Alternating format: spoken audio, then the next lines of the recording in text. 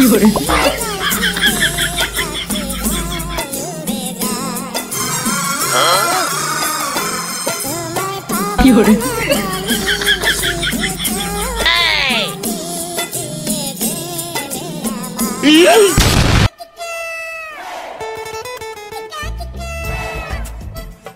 ভাই,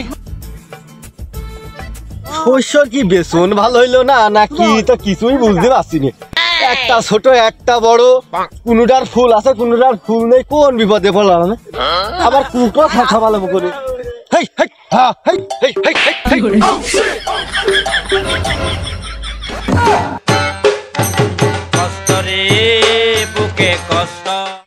এই জন্যই কই আমার শস্যর বেসন ভালো না কি ভালো না।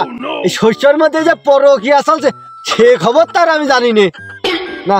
এই শস্য সুদ লেগেছে। এই শস্যর মনে আছে যে আগরবাতির ফ্যাক্টরি নিয়ে আমার ছিটি দাও দেখছে দেখছে নাকি সকালবেলা ঠান্ডা সর্বনাশ আছে রে টিভিতে বের করা খাবোটা।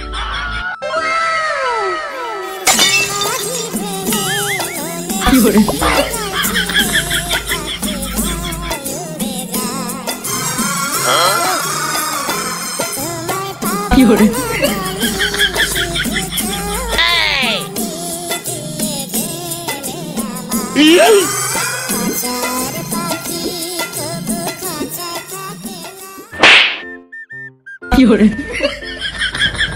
হলো? আমি কিছুক্ষণের জন্য মনে হলো যে আমি খুলিবার গেছিলাম। কি রে তোর অত ঘন শস্য থাকতি আমার এই পাতলা শস্যের মধ্যে একেতে বীজ ভালো না, কি করে বড় এটা করে? এই ওরে আমার শস্য ঘন তোর সাথে জায়গা জায়গায় ফাঁকা আছে, মানে শুয়ে বসে করতে পারবে না। আমার শস্য মাঠ বসলেই বোমান সাথে নিয়ে যাবে না। কি রে করতে পারবে না মানে কি বুঝাতে চাচ্ছিস? কে পরকিয়া ওরে তুই বুঝলি রে?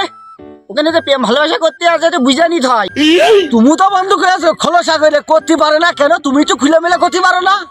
এর শস্য ওর শস্য ভেঙে বেড়াচ্ছে, তা আমরা কি দুই একবার চান্স পাই না?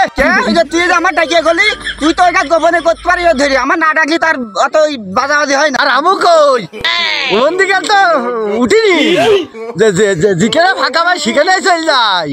ফাঁকা মানে কি কে শস্য? বন্ধু তুমি তো খোলসাকার কোনি, আমি তো তাকো সমুদ্র পাল বোঝে না ওই ধরবে আর ছাড়বে, তোমার সবটাই দিয়া লাগে। এই ধরবে আর ছাড়বে মানে কি করতে যাচ্ছিস? আরে কথাবার্তা একটু লাগাম দিয়ে কোষ।